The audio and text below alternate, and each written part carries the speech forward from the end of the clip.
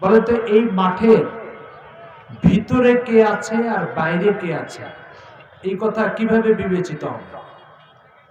কাকে আপনি বলবেন যে তিনি ভিতরে আছে আর কাকে আপনি বলবেন মাঠের বাইরে আছে?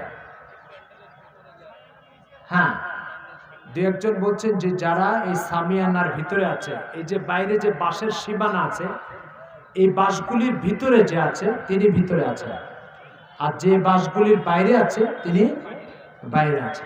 তাহলে প্যান্ডেলের ভিতরে কে আর বাইরে কে, এর সীমানা নির্ধারণের জন্য একটা ব্যবস্থা আছে না নাই?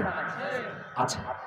তো ঠিক ইসলামেরও এরকম কিছু সীমানা আছে, যে সীমানার আলোকে নির্ধারিত হয় কে ইসলামের ভিতরে কে ইসলামের বাইরে। এই প্যান্ডেলের ভিতর আর বাইর বিবেচনার জন্য বাঁশগুলো হচ্ছে তার সীমানা। ইসলামের ভিতরে কে আর বাইরে কে, এটা বিবেচনা বা এটা নির্ভর করে অন্তরের কিছু বিশ্বাসের উপরে। এই বিশ্বাসগুলো যে ব্যক্তির মধ্যে আছে সে ইসলামের ভিতরে, এই বিশ্বাসগুলোকে যে ব্যক্তি উপেক্ষা করেছে সে ইসলামের বাইরে। এই বিশ্বাসগুলোর ভিতরে মৌলিক বিশ্বাস হচ্ছে তিনটা। মৌলিক বিশ্বাস কি? তিনটা। একটা হচ্ছে তৌহিদ। তৌহিদ অর্থ হচ্ছে আল্লাহ এক ও অদ্বিতীয়। আল্লাহ এক ও, এই বিশ্বাসটা যে নিজের অন্তরে লালন করেছে সে ইসলামের সীমানার ভিতরে, আর এই বিশ্বাসটাকে যে পরিত্যাগ করেছে সে ইসলামের সীমানার বাইরে। এই বিশ্বাসের দ্বিতীয় নম্বর বিশ্বাস হচ্ছে আখিরাতের বিশ্বাস। আখিরাতের বিশ্বাস, এটার অর্থ কি? এটার অর্থ হচ্ছে প্রত্যেক মানুষকে আল্লাহ তাআলার প্রত্যেকটা সৃষ্টিকে আল্লাহ পাক মৃত্যুর পরে ভালো কাজ মন্দ কাজের হিসাব নেওয়ার জন্য কবর থেকে আবার উঠাবেন, কবর থেকে আবার জীবিত করবেন। এই বিশ্বাসটা যারা অন্তরে ধারণ করবে তারা ইসলামের কোথায়? ইসলামের ভিতরে। যারা এই বিশ্বাস থেকে বেরিয়ে আসবে তারা ইসলাম থেকেও বেরিয়ে যাবে। এই বিশ্বাসের তিন নম্বর বিশ্বাস হচ্ছে রিসালাত, অর্থাৎ আল্লাহ তাআলা যুগে যুগে মানুষের হেদায়েতের জন্য নবী প্রেরণ করে থাকেন। এই নবীগণ যুগে যুগে দুনিয়াতে এসে মানব জীবনকে পরিবর্তন করেন, আল্লাহমুখী করেন। আর এই নবীদের শুরু হয়েছিল আদম আলাইহিস সালাম থেকে, শেষ হয়েছিল কাকে দিয়ে? সবাই বলেন, কাকে দিয়ে শেষ হয়েছে? মুহাম্মদ সাল্লাল্লাহু আলাইহি ওয়াসাল্লাম। মনোযোগের সাথে শুনতে হবে, আমরা তো আসল কথা যখন বলবো তখন বোঝা যাবে না। এগুলো হচ্ছে ক্লাস 1 2 3। আসলে আপনাকে আমি 5টা বুঝাবো, আর 5টা বুঝতে হলে 1 2 3 বুঝতে হবে, না এটা ছাড়াই 5-এ ওঠা যাবে? আচ্ছা, তাহলে আমরা ইসলামের কিছু সীমানা জানতে পারলাম। ইসলামের 1 নম্বর সীমানা তৌহিদ। 1 নম্বর সীমানা কি? 2 নম্বর সীমানা আখিরাতের বিশ্বাস। 3 নম্বর সীমানা হচ্ছে রিসালাত। 3 নম্বর সীমানা কি? এই তিনটা বিশ্বাস হচ্ছে ইসলামের সীমানা। যেই তিনটা বিশ্বাসকে অন্তরে ধারণ করবে সে ইসলামের মধ্যে আছে, যেই তিনটা বিশ্বাস থেকে বেরিয়ে যাবে সে ইসলামের থেকে বেরিয়ে যাবে। ভাই কথা বুঝাতে পারছি সবাইকে? আচ্ছা, এবার শুনেন, মানব দেহের এই বিশ্বাসগুলো হাতে ধারণ করতে হয় পায়ে না অন্তরে? বলেন তো। অন্তরে। বিশ্বাস এটা অন্তরের কাজ। এই বিশ্বাস এটা কিসের কাজ? অন্তরের কাজ। আর হাতের কাজ পায়ের কাজ কি? রুকু সেজদা এগুলো হচ্ছে হাতের কাজ পায়ের কাজ। আর বিশ্বাস কিসের কাজ? অন্তরের কাজ। আর মনে রাখবেন, মানুষের হাতে ব্যথা হোক, পায়ে ব্যথা হোক, মাথায় ব্যথা হোক, যেখানে ব্যথা হোক, ওষুধ কোথায় ঢুকায় বলেন তো? পেটে। ওষুধ কোথায় যায়? পেটে। মাথায় ব্যথা ওষুধ কোথায় ঢুকায়? পায়ে ব্যথা ওষুধ কোথায় ঢুকায়? কোমরে ব্যথা ওষুধ কোথায় ঢুকায়? তাহলে এক জায়গায় ওষুধ যায় কিন্তু প্রভাব ফেলে কয় জায়গায়? সব জায়গায়। তো বিশ্বাস এটা অন্তরের মধ্যে ধারণ করতে হয়, কিন্তু এর প্রভাব পড়ে পুরা জীবনব্যাপী। প্রভাব কোথায় পড়ে? পুরা জীবনব্যাপী। বিশ্বাস যা অন্তরে, কথা ঠিক হয়ে যাবে। বিশ্বাস যা অন্তরে, চোখ নিচু হয়ে যাবে। বিশ্বাস যাবে অন্তরে, পায়ের গতিবিধি নিয়ন্ত্রিত হয়ে যাবে। বিশ্বাস যাবে অন্তরে, নামাজের পাবন্দি শুরু হয়ে যাবে। বিশ্বাস যাবে অন্তরে, আল্লাহ তাআলার প্রত্যেকটা কথাকে সত্য মনে করবে। বিশ্বাস যাবে অন্তরে কোরআনকে আল্লাহ নাজিলকৃত কিতাব মনে করবে। বিশ্বাস যাবে অন্তরে, মিথ্যা কথা ছেড়ে দিবে। বিশ্বাস যাবে অন্তরে, ধোঁকাবাজি ছেড়ে যাবে। বিশ্বাস যাবে অন্তরে, প্রতারণা ছেড়ে যাবে। বিশ্বাস যাবে অন্তরে, আইলঠেলা বন্ধ করে দিবে। আইলঠেলা বুঝেন তো আপনারা? সবাই বুঝেন আইলঠেলা? বিশ্বাস যাবে অন্তরে, গাছে আরেকজনে গাছের থেকে ফল পেড়ে খাওয়া বন্ধ করে দিবে। বিশ্বাস যাবে অন্তরে, ঘুষ খাওয়া বন্ধ করে দিবে। বিশ্বাস যাবে অন্তরে, আরেকজনের কাছ থেকে সুদ খাওয়া বন্ধ করে দিবে। ঠিক কিনা বলেন? তাহলে ওষুধ কোথায় যায়? পেটে। প্রভাব ফেলে কোথায়? সারা শরীরে। বিশ্বাস যায় কোথায়? প্রভাব ফেলে কোথায়? তাহলে এবার বলেন, কারণ পায়ে ব্যথা, হাতে ব্যথা, মাথা ব্যথার জন্য সে ওষুধ খেয়েছে, কিন্তু সেই ওষুধে তার মাথা ব্যথা ভালো হয়নি, পা ব্যথা ভালো হয়নি। ওষুধ কাজ করেছে না করে নাই? করে নাই। বিশ্বাস তার অন্তরে আছে, কিন্তু ধোঁকাবাজি ছাড়ে নাই। বিশ্বাস তার অন্তরে আছে, প্রতারণা ছাড়ে নাই। বিশ্বাস তার অন্তরে আছে, আইল ঠেলা ছাড়ে নাই। বিশ্বাস তার অন্তরে আছে, মানুষের কাছ থেকে ঋণ নিয়ে পরিশোধ করা ভুলে গেছে। বিশ্বাস অন্তরে আছে, কিন্তু মানুষের দোকান থেকে বাকিতে মাল খেয়ে সেই টাকার পরিশোধ করে না। তাহলে কি মনে হয়, সে কি আখিরাতকে বিশ্বাস করেছে? এই বিশ্বাস কোনো প্রভাব ফেলেছে তার জীবনে? তাহলে ওই ওষুধ যেমন ব্যর্থ, তার এই বিশ্বাসও ব্যর্থ। বিশ্বাস সফল, বিশ্বাস কার্যকর, বিশ্বাস ফলপ্রসূ, এটা কখন প্রমাণিত হবে? কখন প্রমাণিত হবে? বলে যখন সে ধোঁকাবাজি ছেড়ে দিবে, প্রতারণা ছেড়ে দিবে, অন্যের হক নষ্ট করা ছেড়ে দিবে, আল্লাহর হুকুম নষ্ট করা ছেড়ে দিবে, আইল ঠেলা বন্ধ করে দিবে। তখন বোঝা যাবে তার বিশ্বাস কি করেছে? কাজ করেছে, বিশ্বাস ফলপ্রসূ। মোহতারাম হাজিরিন, আপনারা কি আমার কথা বুঝতে পারতেছেন? সবাই বুঝতে পারতেছেন না দুই চারজন? মোহতারাম হাজিরিন, এরপরে যে কথাটা আপনাকে বুঝতে হবে সেই কথাটা হচ্ছে যে তাহলে আমরা এই প্যান্ডেলের একটা সীমানা আছে, যে সীমানার ভিতরে থাকলে সে প্যান্ডেলের নিচে, আর সেই সীমানার বাইরে থাকলে প্যান্ডেলের বাইরে। ইসলামেরও এরকম কিছু কি আছে? ইসলামের এরকম কিছু কি আছে? সীমানা আছে। এই সীমানাগুলোকে আরবিতে বলা হয় হুদুদে ইমানি। কি বলা হয়? হুদুদে ইমানি। হুদুদ মানে সীমানা, ইমানের সীমানা। এই সীমানার মধ্যে কেউ যদি থাকে তাহলে সে ইসলামের মধ্যে আছে। এই সীমানার কয়টার কথা আমরা আলোচনা করেছি বলেন তো? সবাই বলেন কয়টার কথা? 1 নম্বর কি বলেছি? তাওহীদ। 2 নম্বর আখিরাত। 3 নম্বর রিসালাত। এবার শুনেন, এই প্রত্যেকটা বিশ্বাসের কিছু শাখা প্রশাখা আছে। যেমন তাওহীদের একটা শাখা হচ্ছে আল্লাহ তাআলা এক ও অদ্বিতীয়। তাওহীদের একটা শাখা হচ্ছে আল্লাহ এক ও অদ্বিতীয়, তার গুণাবলীতেও তিনি এক ও অদ্বিতীয়, তার কোনো শরীক নাই, তার কোনো সমকক্ষ নাই। তিনি সবার আগে, তিনি সবার পরে। কোন যোগ্যতা গুণাবলীতে তার সমকক্ষ কেউ হতে পারে না। সব তার সৃষ্টি, তিনি সবার স্রষ্টা। এই বিশ্বাসগুলো হচ্ছে তাওহীদের শাখা প্রশাখা। এগুলো কি বলেন তো? তেমনি ভাবে রিসালাতের কিছু শাখা প্রশাখা আছে। রিসালাতের আজকে 3টা শাখা নিয়ে কথা বলবো আমি। রিসালাতের কয়টা শাখা? 1 নম্বর, মুহাম্মদ সাল্লাল্লাহু আলাইহি সাল্লাম সর্বশ্রেষ্ঠ নবী। বলেন তো 1 নম্বর কি? মুহাম্মদ সাল্লাল্লাহু আলাইহি সাল্লামের ব্যাপারে এই 3টা বিশ্বাস যদি কারোর দিলের ভিতরে না থাকে, তাহলে সে ঈমানের সীমানা থেকে বেরিয়ে যাবে। ঈমানের সীমানা থেকে কি? 1 নম্বর, মুহাম্মদ সাল্লাল্লাহু আলাইহি সাল্লাম কি নবী? সর্বশ্রেষ্ঠ নবী। 2 নম্বর, মুহাম্মদ সাল্লাল্লাহু আলাইহি সাল্লাম বিশ্ব নবী। 2 নম্বর বলেন কি নবী? আবার বলেন কি নবী? আবার বলেন কি নবী? 3 নম্বর, মুহাম্মদ সাল্লাল্লাহু আলাইহি সাল্লাম শেষ নবী। 1 নম্বর কি বলেছিলাম? সবাইকে বলতে হবে মুহাম্মদ সাল্লাল্লাহু আলাইহি সাল্লাম কি নবী? 2 নম্বর কি নবী? 3 নম্বর কি নবী? এই 3টা বিশ্বাস মুহাম্মদ সাল্লাল্লাহু আলাইহি সাল্লামের ব্যাপারে অন্তরে পোষণ করতে হবে। এর একটা থেকে কেউ যদি বেরিয়ে আসে, সেই ঈমানের সীমানা থেকে বেরিয়ে যাবে। মুসলমান থাকবে না কাফের হয়ে যাবে? আলহামদুলিল্লাহ। এরপরে হচ্ছে, এখন আপনাকে বোঝা দরকার নবুয়ত ও রিসালাত কি জিনিস। মানে নবী বা রিসালাতের উপরে যে বিশ্বাস, এটা কি জিনিস একটু বোঝা দরকার। আমি আপনাকে একটা প্রশ্ন করতে চাই, আল্লাহ পাক আপনাকে সৃষ্টি করেছেন, আল্লাহর কিছু হক আপনার উপর আছে না নাই বলেন তো? আছে। আল্লাহ পাক আপনাকে সৃষ্টি করেছেন, কি হক আছে? একটা লোক আপনার কিডনি ঠিক করে দিল, এক ডাক্তার, সেই ডাক্তারের কোনো ফিস আছে না নাই?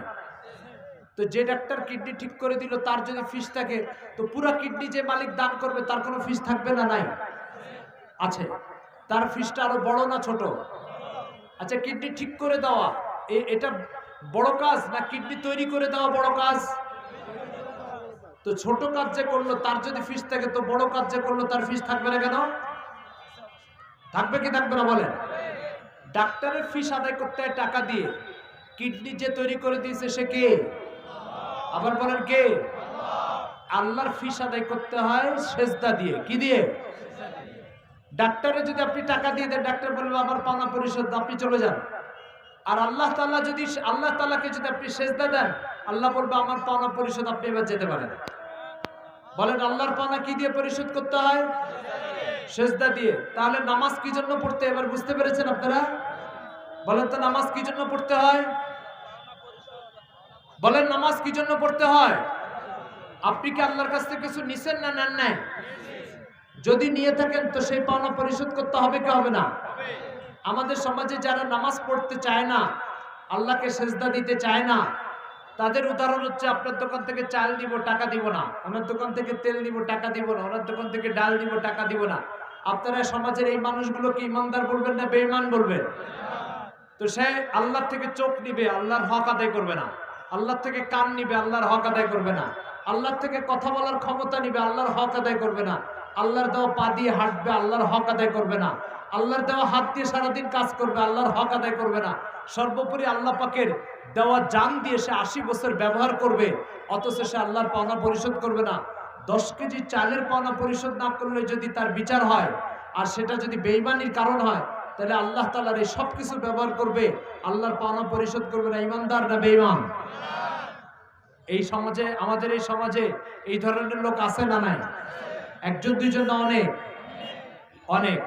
যারা এই কাজগুলো করে, অর্থাৎ আল্লাহর দেওয়া সবকিছু ব্যবহার করবে কিন্তু আল্লাহর পাওনা পরিশোধ করবে না, তারা যদি কোনো দোকানদার হয় আর তাদের দোকান থেকে কেউ যদি চাল নেয় আর টাকা না দেয়, তারা কি মেনে নিবে?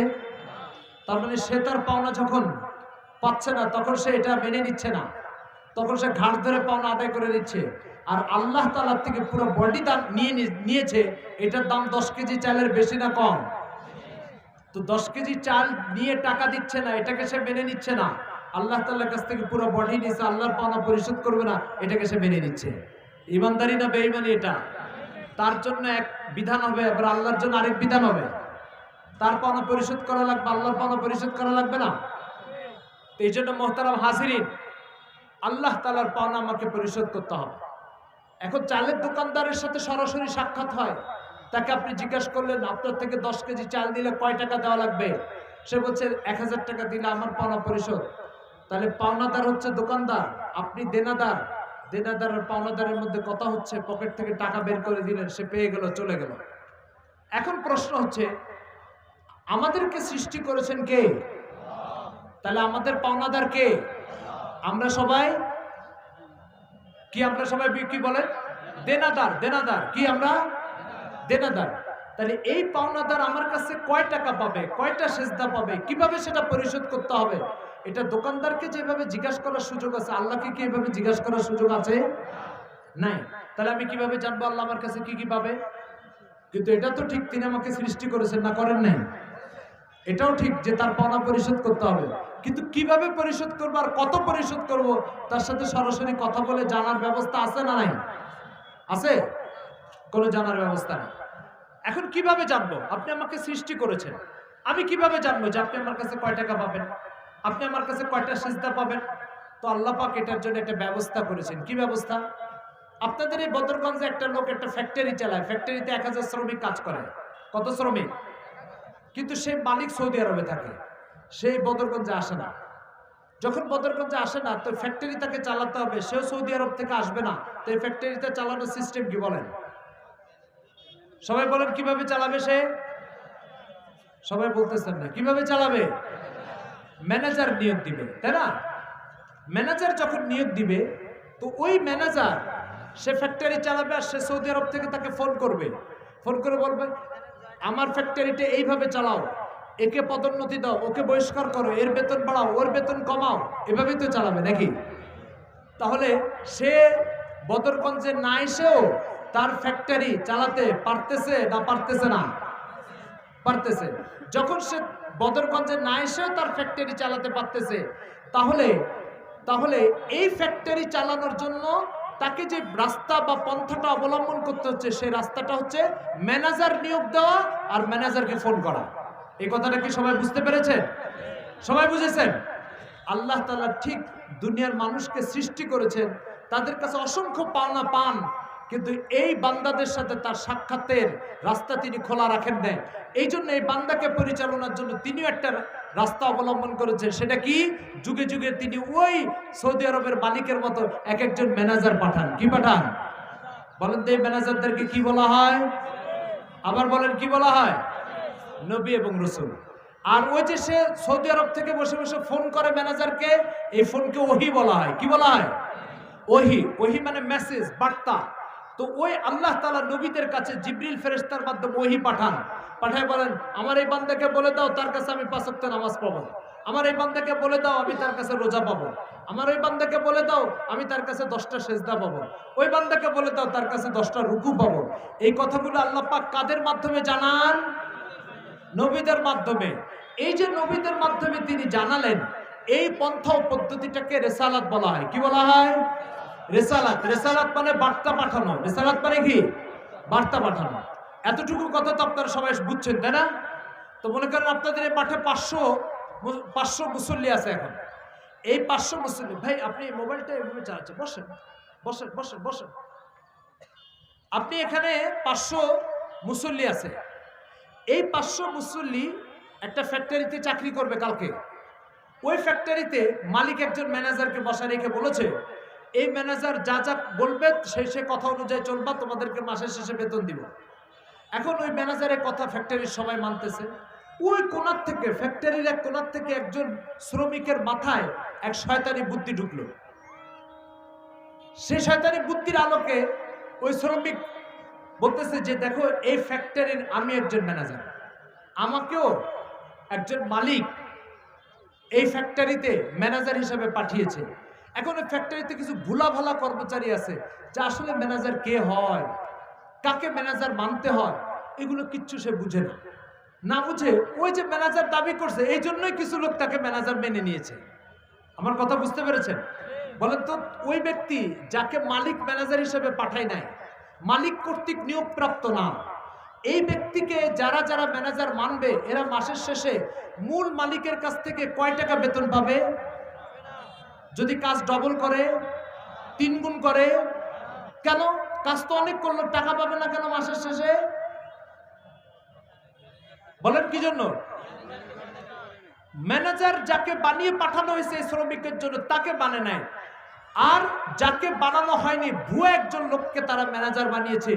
ঠিক ওই ফ্যাক্টরিতে যে ব্যক্তি নিজেকে ম্যানেজার সাজিয়ে কিছু ভোলা ভোলা শ্রমিককে নিজের মুরিদ বানাতে পারছে, ওই ব্যক্তি হচ্ছে মির্জা গোলাম মোহাম্মদ কাদিয়ানী। সবাই বুঝতে পেরেছেন?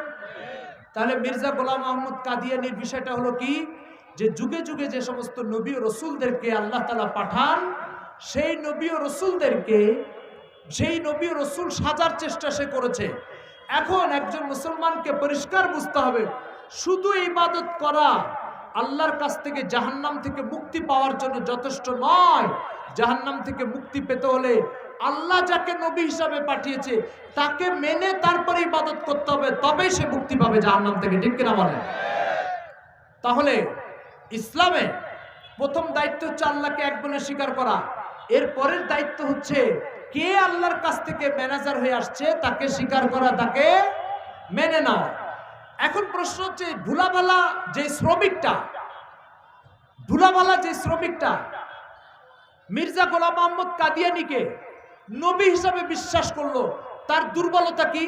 দুর্বলতা হচ্ছে ম্যানেজার কে হয় এটা সে জানে না। ম্যানেজার কে হয় সে?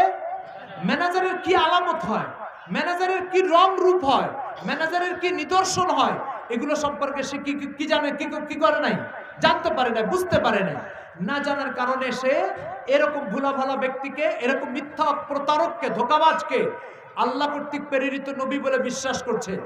আর এই কারণে সে 70 বছর ধরেও যদি সেজদা দেয়, একটি সেজদাও আল্লাহ তাআলার কাছে বুঝবে।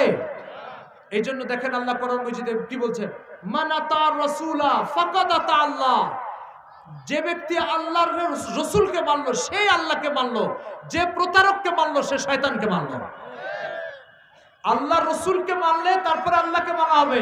আল্লাহ যাকে নবী পাঠায়নি, নবী হিসেবে পাঠায়নি, তাকে যদি কেউ মানে তাহলে কাকে মানা হবে বলেন? এই জন্য কোন ব্যক্তি কাদিয়ানি হয়ে 100 বছরও যদি সেজদায় পড়ে থাকে, তার একটা সেজদাও আল্লাহ তাআলার কাছে পৌঁছবে না, পৌঁছবে না, পৌঁছবে না। এবার শুনেন, তাহলে সাধারণ মানুষের জন্য এটা জানা জরুরি কিনা, কে নবী হয় আর কে নবী হয় না, এটা জানা জরুরি কিনা? নবী কে হয় আপনাদেরকে একটু বলি, নবী কে হয়। নবীদের ব্যাপারে আল্লাহ তাআলা কোরআন মাজিদে বলছেন, ওয়ালাকাদ আতাইনা মূসা 9 আয়াতিন বাইয়িনাত, আমি মূসাকে 9টা আলামত দিয়েছি, যে আলামতগুলো দিয়ে মূসাকে নবী হিসেবে চেনা হবে। কয়টা আলামত দিয়েছি মূসাকে? তাহলে নবীদের কিছু আলামত থাকে কি থাকে না? আপনাদের এখানে যে সমস্ত কোম্পানির লোকেরা চাকরি করে, তাদের কাছে একটা কার্ড থাকে, দেখছেন আপনারা? ওই কার্ড মানে কি? ওই কার্ড মানে যে ইনি যে এই কোম্পানির লোক, ওই কার্ডটা হচ্ছে তার আলামত। তো যে ব্যক্তি আল্লাহর কাছ থেকে নবী হয়ে আসবে, তার কোনো আলামত থাকবে কিনা, কার্ড থাকবে কিনা তার? সেই কার্ডটা আমাকে চিনতে হবে মুসলমান হিসাবে।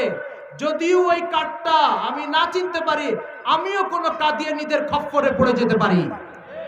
কাদিয়ানীদের ফাতা পাতে এই পাতা ফাঁদে আমি নিজেও পড়ে যেতে পারি, কারণ নবী কে হয় তার আলামত আমি জানি না। এই জন্য ভালো করে শুনেন, নবী কে হয় খুব মনোযোগের সাথে শুনেন। সুনানে আবু দাউদ হাদিস শরীফের একটা প্রসিদ্ধ কিতাব, নাম শুনেছেন আপনারা? অনেকে শুনেন না। আবু দাউদ কি বলেন? হাদিসের একটা প্রসিদ্ধ কিতাব। এই আবু দাউদ শরীফে আল্লাহ রসুলের একটা ঘটনা আসছে। আল্লাহ রসুল সাল্লাল্লাহু আলাইহি ওয়াসাল্লাম এক ব্যক্তির সাথে রাস্তা দিয়ে হাঁটতেছেন। হাঁটতে হাঁটতে কিছু দূর যাওয়ার পরে ওই লোক বলছে, মোহাম্মদ তুমি এখানে দাঁড়াও, আমি বাড়ির থেকে আসতেছি। আল্লাহ রসুল তাকে বলছেন, ঠিক আছে আমি দাঁড়াচ্ছি, তুমি আসো। এ লোক বাড়িতে যে ভুলে গেছে যে আমি মোহাম্মদকে দাঁড় করে আসছি। 3 দিন পরে তার মনে আসছে। কয়দিন পরে? 3 দিন পরে সে এসে দেখে মুহাম্মদ সাল্লাল্লাহু আলাইহি ওয়াসাল্লাম ঠিক ওখানেই দাঁড়িয়ে আছেন 3 দিন ধরে। আপনারা কেউ সুবহানাল্লাহ বললেন না? আপনি 3 ঘন্টা দাঁড়িয়ে থাকতে পারবেন? আল্লাহ রাসূল কয়দিন দাঁড়িয়েছিল? একটি ওয়াদা রক্ষা করার জন্য। কিসের জন্য? সুনান আবু দাউদ শরীফ 2য় খণ্ড, কিতাবুল ফিতান, কিতাবুল আদাব, বাবু মাজা ফিল ওয়াদি ফিল ইদাতি, এই শিরোনামে এই হাদিস ইমাম আবু দাউদ নিয়ে আসছেন। 3 দিন দাঁড়িয়েছেন একটা ওয়াদা রক্ষার জন্য। নবী যদি কেউ হয় এরকম হতে হবে। এবার মির্জা কাদিয়ানী কেমন নবী দেখেন। মির্জা গোলাম মোহাম্মদ কাদিয়ানী তার লিখিত 84টা বইয়ের সমষ্টি কাদিয়ানীরা একসাথে ছেপেছে রুহানি খাজায়ের নামে। কি নামে বলেন তো? কয়টা বই? 84টা বই, 23 ভলিউমে ছেপেছে। 1 ভলিউম, 2 ভলিউম, 3 ভলিউম, এভাবে 84 বইটাকে 23 খণ্ডে আলাদা আলাদা করে ছেপেছে। এর নাম কাদিয়ানীরা দিয়েছে রুহানি খাজায়েন। এর 21 নম্বর খণ্ড। কত নম্বর খণ্ড? আবার বলছি, কত নম্বর খণ্ড? এর 21 নম্বর খণ্ডের 9 নম্বর পৃষ্ঠা। পৃষ্ঠা নম্বর কত? 9 নম্বর পৃষ্ঠা। মির্জা কাদিয়ানী লিখছে যে আমি ইসলামের উপর একটা বই লিখব। তো বই লেখার জন্য আমি মানুষকে বললাম, ভাই আমি ইসলামের উপর একটা বই লিখবো, তো আমাকে চাঁদা দাও, যে চাঁদা দিলে আমি ইসলামের উপর একটা বই লিখতে পারবো। তো লোকজন করছে কি, তাকে প্রচুর পরিমাণে চাঁদা দিচ্ছে। সে বলছে আমি 50 খণ্ডের বই লিখবো, এই জন্য চাঁদা বেশি আসতে হবে। তো অনেকে লাখ লাখ টাকা চাঁদা দিচ্ছে তাকে, সে 50 খণ্ডের উপরে বই লিখবে। 5 খণ্ড লেখার পরে আর লেখে না। তো মানুষ তাকে জিজ্ঞাসা করছে, ওস্তাদ আপনি যে 50 খণ্ডের বই লিখবেন, তো 5 খণ্ড লেখার পরে তো আর লিখতেছেন না, তো বাকি 45 খণ্ডের বইয়ের কি অবস্থা? তো মির্জা কাদিয়ানী বলতেছে, 5 খণ্ড লেখার দ্বারায় 50 খণ্ড লেখার যে ওয়াদা আমি তোমাদের সাথে করেছিলাম, ওই ওয়াদা পূর্ণ হয়ে গেছে। বলে কিভাবে হলো উস্তাদ? বলে বুঝলে না, 5 আর 50-এর মধ্যে শুধুমাত্র একটা শূন্যের পার্থক্য, নতুবা আর কোনো পার্থক্য নেই, যে 5 খণ্ড লিখলে 50 খণ্ড লেখা হয়ে যাবে। আপনার মনে আমার কথা বুঝেন না? কত খণ্ড লিখছে বই? বই লিখছে 5 খণ্ড। কত খণ্ড লেখার ওয়াদা ছিল? তো 5 আর 50-এর মধ্যে কিভাবে সমন্বয় করেছে? যে একটা শূন্যের পার্থক্য। শূন্যের পার্থক্য না 45-এর পার্থক্য? একবার এক কাদিয়ানীর সাথে আমার বৈঠক হয়েছে।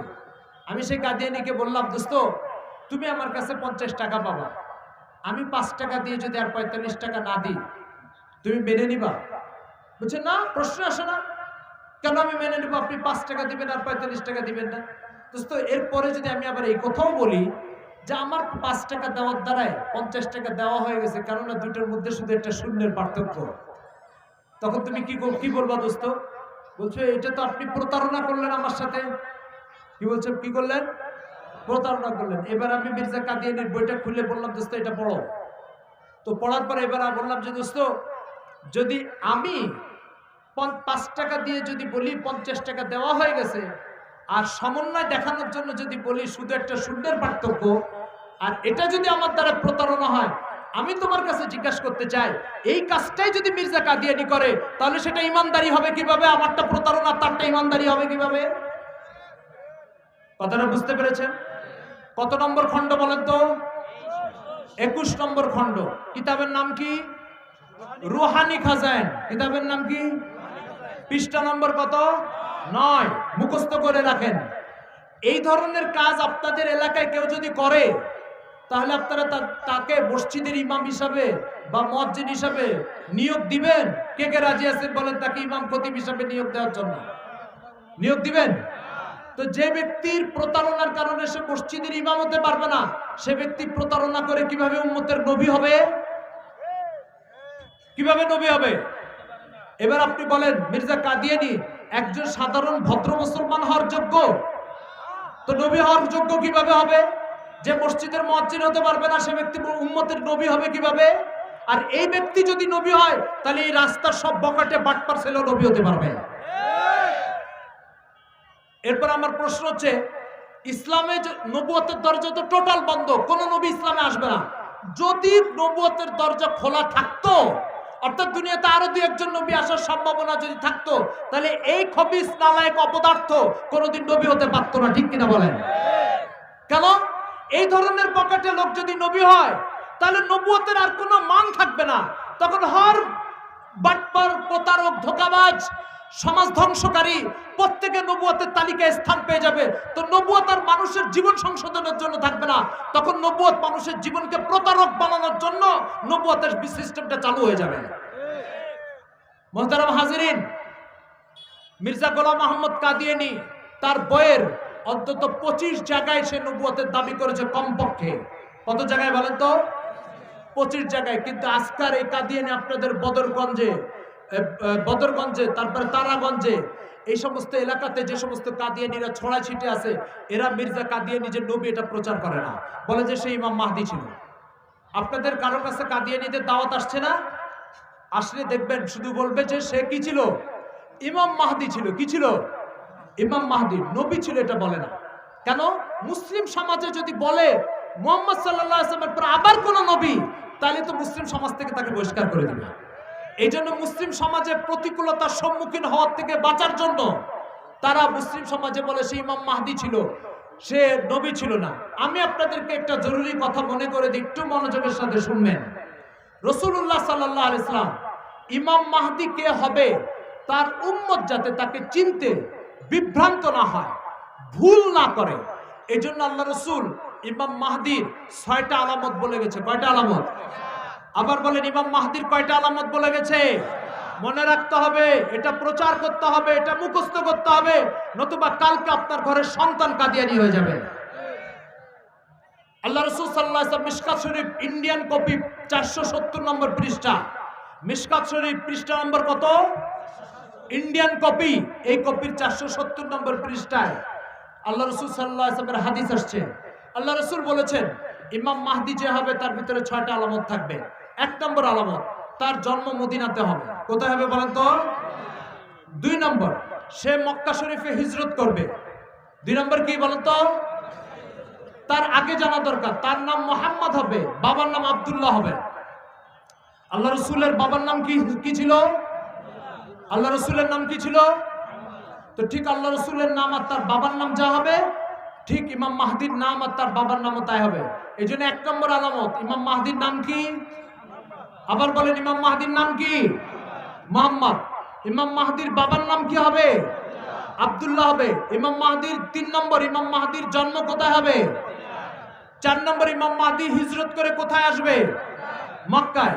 5 নম্বর, ইমাম মাহদিকে তওয়াফরত অবস্থায় মুসলমানরা চিনে তার হাতে বায়াত গ্রহণ করবে। তওয়াফ চেনেন, কাবা শরীফের চারপাশে হাজী সাহেবরা ঘুরে না, ওইভাবে ঘোরা অবস্থায় মুসলমানরা তাকে চিনতে পারবে ইমাম মাহদী, তখন তার হাতে হাত রেখে বায়াত গ্রহণ করবে। 6 নম্বর, তার নেতৃত্বে ইহুদি খ্রিস্টানের বিরুদ্ধে মুসলমানরা লড়াই করবে। কয়টা আলামত বললাম বলেন তো? ভালো করে মনে রাখতে হবে, একদম কালিমাতে এবার মতো মনে রাখতে হবে। একসময় এগুলো মনে না রেখে ইমান বাঁচানো গেছে, কিন্তু এখন এগুলো মনে না রাখলে ইমান বাঁচানো যাবে না। এজন্য ইমাম মাহদীর 1 নম্বর আলামত কি? মুহাম্মদ। বাবার নাম কি? 3 নম্বর আলামত কি? 4 নম্বর আলামত কি? 5 নম্বর আলামত কি? তওয়াফরত অবস্থায় মুসলমানরা তাকে চিনে তার হাতে বায়াত গ্রহণ করবে। 6 নম্বর আলামত কি? ইহুদি খ্রিস্টানের বিরুদ্ধে লড়াই করবে। কে বলেছেন এই কথা? কেন এই আলামতটা বলেছেন? এই আলামতগুলো এই জন্য বলেছেন যাতে করে কোন প্রতারক আমার উম্মতের সামনে ইমাম মাহদী নিয়ে তামাশা করতে না পারে, উম্মতকে বিভ্রান্ত করতে না পারে, ধোঁকাবাজি না করতে পারে। এই ঠিকানা যদি তিনি না বলে দিতেন, তাহলে কালকে মির্জা কাদিয়ানীর মতো একজন ইমাম মাহদী, পরশুদিন আরেক ইমাম মাহদী, তারপরের দিন আরেক ইমাম মাহদী, এভাবে এক একজন করে জন্ম নিত। ডিটেলস আল্লাহ রাসূল পরিচয় বলে গেছেন, যাতে করে কোন ব্যক্তি ইমাম মাহদীকে চেনার ব্যাপারে, কোন মুসলমান ইমাম মাহদীকে চেনার ব্যাপারে ভুল বা বিভ্রান্তির শিকার যাতে না হয়। এবার বলেন, মির্জা গোলাম আহমদ কাদিয়ানীর নাম হচ্ছে গোলাম আহমদ। কি নাম? প্রথম আলামতে মিলছে। 2 নম্বর, তার বাবার নাম গোলাম মর্তুজা। দ্বিতীয় না আলামতে মিলছে। তৃতীয়, মির্জা গোলাম আহমদ কাদিয়ানীর জন্ম ভারতের পাঞ্জাব প্রদেশের গুরুদাসপুর জেলার কাদিয়ান নামক গ্রামে। মদিনা শরীফে জন্ম। মদিনা শরীফে কোথায়? কাদিয়ান নামক গ্রামে, ভারতে। 3 নম্বর আলামতেও মিলল না? চতুর্থ আলামত কি ছিল? হিজরত করে কোথায় যাবে? মক্কা শরীফে। মির্জা কাদিয়ানী জীবনে কোনোদিন ইন্ডিয়া পাকিস্তানের বাইরে যাওয়ার তৌফিক আল্লাহ পাক দেননি, এবং মক্কা মদিনার মতো এই 2 পবিত্র শহরের জন্য এই নাপাক লোককে আল্লাহ পাক কবুল করে নাই। তাহলে যে কোনোদিনই মক্কা যায় না, কোনোদিনই মদিনায় যায় না, সেই ইমাম মাহদী দাবি কিভাবে করে? ইমাম মাহদী দাবি করতে হলে তো মক্কা অন্তত যেতে হবে, তাকে মদিনায় জন্মগ্রহণ করতে হবে। মক্কা মদিনার সীমানায় যে ব্যক্তি কোনদিন পা রাখে না, সে আবার ইমাম মাহদী হয় কি করে? 5 নম্বর আলামত, তওয়াফরত অবস্থায় তার হাতে মুসলমানরা বায়াত গ্রহণ করবে। মির্জা গোলাম আহমদ কাদিয়ানী জীবনে কোনোদিন মক্কা মদিনায় যায় না, কাবা শরীফ চোখে দেখে নাই, তাহলে সে আবার তওয়াফরত অবস্থায় কিভাবে বায়াত গ্রহণ করবে? 6 নম্বর আলামত, ইহুদি খ্রিস্টানের বিরুদ্ধে জিহাদ করবে। মির্জা কাদিয়ানী তার বইয়ের সমষ্টি রুহানি খাজাইনের 6ষ্ঠ খণ্ডের 381 নম্বর পৃষ্ঠায় লিখেছে, আমি বারবার বলে থাকি ইসলামের 2টো অংশ, এক আল্লাহর আনুগত্য, এক ব্রিটিশ সরকারের আনুগত্য। ব্রিটিশ সরকারের আনুগত্য ইসলাম? ব্রিটিশ সরকারের আনুগত্য ইসলাম? মির্জা কাদিয়ানী ব্রিটিশ সরকারের আনুগত্যকে ইসলাম বলেছে। ব্রিটিশ সরকারের আনুগত্য যে ইমাম মাহদী ইসলাম বলে, সেই ইমাম মাহদী ব্রিটিশ সরকারের পক্ষ থেকে আসতে পারে, আল্লাহর কাছ থেকে আসতে পারে না। সুতরাং ব্রিটিশ সরকারের আনুগত্যকে যদি সে ইসলাম বলে থাকে, তাহলে সমকালীন ইহুদি খ্রিস্টানের বিরুদ্ধে তার লড়াই হয়েছে না দুস্তি হয়েছে? শত্রুতা হয়েছে না মিত্রতা হয়েছে? মিত্রতা। তো ইহুদি খ্রিস্টানের সাথে যে মিত্রতা হয়, সে আবার ইমাম মাহদী হয় কি করে? তাহলে 6 নম্বর আলামত মিলছে না মিলে নাই? মিলে নাই। তাহলে মির্জা কাদিয়ানীর একটি আলামত মিলছে ইমাম মাহদীর সাথে। এখন আমি আপনাকে প্রশ্ন করতে চাই, আমি একটা চিঠি পাঠালাম আপনাদের বদরগঞ্জ জেলায় মনে করেন একটা গ্রামের নাম হচ্ছে রসুলপুর গ্রাম, বদরগঞ্জ থানা, বদরগঞ্জ ডাকঘর, একটা চিঠি পাঠালাম। এই চিঠি আব্দুর রাজ্জাকের নামে। এখন এই চিঠির ব্যাপারে একজন দাবি করতেছে, আমি এই চিঠির মালিক। তোমার নাম কি ভাই? আমার নাম খালেদ। বলে চিঠির উপরে তো আব্দুর রাজ্জাক লেখা। তোমার গ্রাম কি? আমার গ্রাম খানপুর। চিঠির উপরে তো রসুলপুর লেখা। তোমার ইউনিয়ন কি? এই তোমার ডাকঘর কি? আমার ডাকঘর বদরগঞ্জ। বলে চিঠির উপরে তো লেখা হচ্ছে ফরিদপুর ইউনিয়ন। আচ্ছা, তো তোমার চিঠির তোমার থানা কি? বলে আমার থানা হচ্ছে কিশোরগঞ্জ। চিঠির উপরে তো লেখা বদরগঞ্জ। তো একটা আলামত তোমার সাথে মিলে না, তুমি কিভাবে এই চিঠির দাবিদার হলে? এখন ওই ব্যক্তি জোর করে দাবি করতে চায় আমি এই চিঠির মালিক। আপনারা কে কে তার হাতে চিঠিটা দিয়ে দিবেন বলেন তো? আচ্ছা, চিঠির আলামতের, চিঠির যে ঠিকানা থাকে সেই ঠিকানা সব ঠিকানা মিলতে হয় না কিছু ঠিকানা মিললে হয় বলেন তো? সব ঠিকানা মিলতে হয়। তো প্রতিটা ঠিকানা মেলার পরে তারপরে সেই চিঠির যোগ্য যদি এই ব্যক্তি হয়, তাহলে প্রতিটা 6 আলামতের প্রতিটা মেলার পরে তারপরে ইমাম মাহদি হবে। যার একটা আলামতও মিলল না সেই ইমাম মাহদি হয় কি করে বলেন? নীতিবান মানুষ না ধোঁকাবাজ? ছোটখাটো ধোঁকাবাজ না বড় প্রতাপ, বড় বড় ধোঁকাবাজ?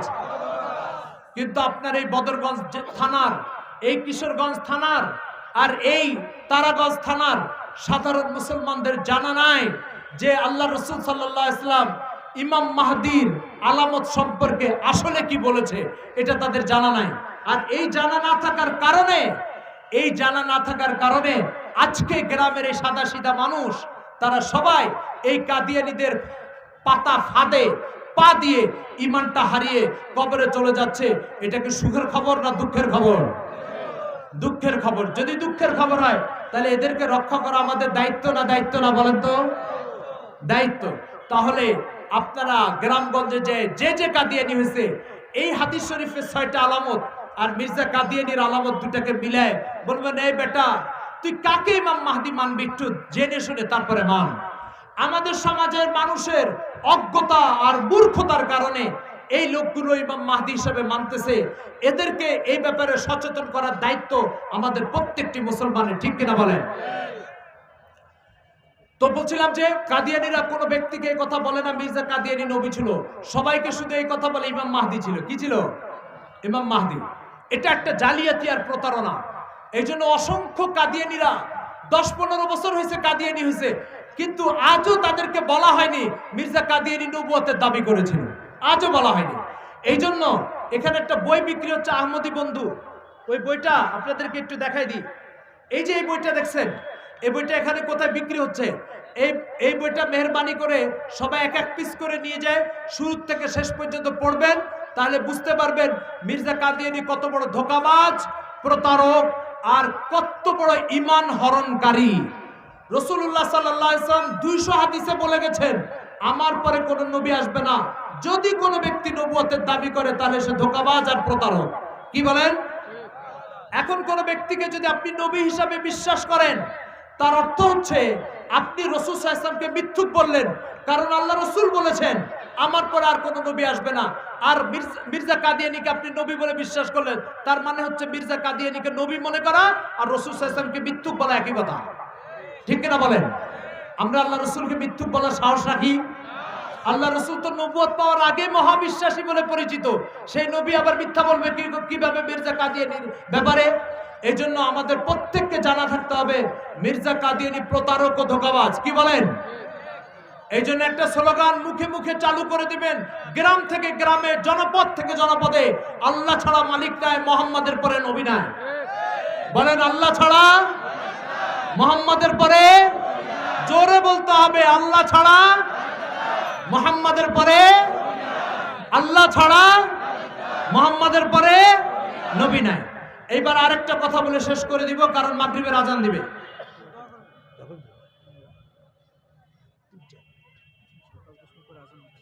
আরেকটা জরুরি কথা বলে শেষ করে দিব, খুব মনোযোগের সাথে শুনেন, জরুরি কথা এটা। আসলে কাদিয়ানী 150 বছরের একটা ফিতনা, এটা আধা ঘন্টা বলে শেষ করা যায় না। এই জন্য জরুরি একটা কথা, যেটা না বললেই নয়, ভালো করে শুনেন। মনে করেন একজন ব্যক্তি এখানে দাঁড়িয়ে দাবি করছে আমি নবী। এই নবী দাবি করার অর্থ কি? তার কাছে আল্লাহর কাছ থেকে ওহী আসবে, মেসেজ আসবে, বার্তা আসবে, এগুলোকে সে ইসলামের বিধান বলে চালাই দিবে। কি বলে চালাই দিবে বলেন তো? ও যে দেখো আল্লাহ তাআলা পাঠাইছে আমার কাছে যে এখন থেকে নামাজ 6 ওয়াক্ত, সে এসে চালাই দিবে আল্লাহ তাআলা আমার কাছে ওহী পাঠাইছে আগে এশার নামাজ ফরজ 4 রাকাত ছিল, এখন মাগরিবের মতো 3 রাকাত। আমার কথা বুঝতে পেরেছেন? এগুলো সব ইসলামের অংশ হবে কি হবে না বলেন তো? আচ্ছা, তা নবুয়ত দাবি করলো, করে কি করলো সে? আল্লাহ রাসূল ইসলামকে যেভাবে রেখে গেলেন সেটাকে ঠিক রাখলো না এলোমেলো করে দিল? তো নবুয়ত মানেই হচ্ছে ইসলামকে এলোমেলো করে দেওয়া। নতুন নবুয়ত মানে কি বলেন তো? বলেন নতুন নবুয়ত মানে কি? এখন বলেন, আপনারা কি মুহাম্মদ সাল্লাল্লাহু আলাইহি ইসলামের সত্য ইসলাম মানতে চান, না মির্জা কাদিয়ানীর প্রতারণার ইসলাম মানতে চান? সত্য ইসলাম মানতে চান। এই জন্য কোন ব্যক্তি যদি মুহাম্মদ সাল্লাল্লাহু আলাইহি ইসলামের রেখে যাওয়া ইসলামকে এলোমেলো করতে চায়, বিকৃত করতে চায়, হযবরল করতে চায়, তাহলে সে আর কোন জায়গায় হাত দেয় না, খতমে নবুয়তের আকীদাতে হাত দেয়। কোথায় আকীদাতে হাত দেয় বলেন তো? খতমে নবুয়তের আকীদা। এই আকীদাকে যদি এলোমেলো করে দিতে পারে আর নবুয়তের ধারাবাহিকতা যদি জারি রাখতে পারে, তাহলে মুহাম্মদ সাল্লাল্লাহু আলাইহি ইসলামকে, মুহাম্মদ সাল্লাল্লাহু আলাইহি ইসলামের রেখে যাওয়া ইসলামকে এলোমেলো করে দেওয়া একদম সহজ। একদম কি সহজ? একদম কি বলেন? সহজ। ইসলামের প্রথম বিশ্বাস হচ্ছে তাওহীদ। প্রথম বিশ্বাস কি? এখন একজন মিথ্যা নবুয়তের দাবিদার এসে বলছে, আল্লাহ আমার কাছে পাঠিয়েছে ওহী যে নতুন এক ওয়াক্ত নামাজ ফরজ তোমাদের উপরে। আচ্ছা, এই এক ওয়াক্ত নামাজ যারা যারা পড়বে, এটা কি আল্লাহর ইবাদত হবে, না ওই মির্জা কাদিয়ানীর ইবাদত হবে? কার ইবাদত হবে? যদি মির্জা কাদিয়ানীর ইবাদত হয়, তাহলে মির্জা কাদিয়ানীর ইবাদত করলে ইসলামের যে তাওহীদ, একত্ববাদ, যে আল্লাহ ছাড়া আর কারোর ইবাদত করি না, এটা ঠিক থাকবে না নষ্ট হয়ে যাবে? নষ্ট হয়ে যাবে। তাহলে নতুন নবুয়তের দাবিদার আসলে ইসলামের সবকিছু তো শেষ হবে, তাওহীদও শেষ হয়ে যাবে, একত্ববাদের বিশ্বাসও কি হয়ে যাবে? শেষ হয়ে যাবে। আর একত্ববাদের বিশ্বাস শেষ হয়ে গেলে ওই ইসলাম আর আল্লাহর পাঠানো ইসলাম হবে না, ওটা মানুষের বানানো ইসলাম হয়ে যাবে। কার ইসলাম হয়ে যাবে বলেন? মানুষের বানানো ইসলাম। এখন কাদিয়ানী হয়ে মির্জা কাদিয়ানীর ইসলাম আপনি মানবেন, না আল্লাহর সৃষ্টি হয়ে আল্লাহর পাঠানো দিন মানবেন? কোনটা মানবেন বলেন?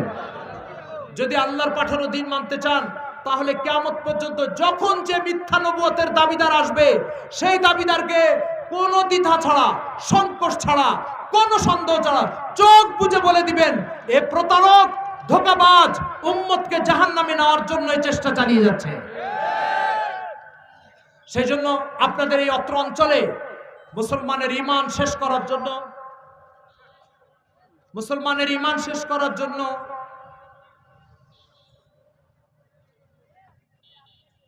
মুসলমানের ঈমান শেষ করার জন্য এই ধরনের কাদিয়ানীরা মাঠে ময়দানে তৎপর আছে।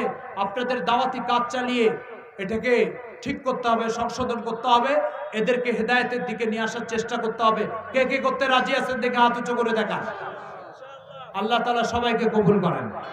তো আপনারা সেই সকাল থেকে দীর্ঘ সময় ধরে বসে আছেন, আর লম্বা করতে চাচ্ছি না, এদিকে মাগরিবের আজানের টাইম হয়ে গেছে। আল্লাহ তাআলা আমাদের সবাইকে ঈমান ও আমল ঠিক রেখে কবরে যাওয়ার তৌফিক দান করেন। আমাদের যে সমস্ত ভাইরা মুরতাদ হয়ে গেছে, কাদিয়ানী হয়ে গেছে, তাদেরকে ইসলামে ফিরে আসার তৌফিক দান করেন।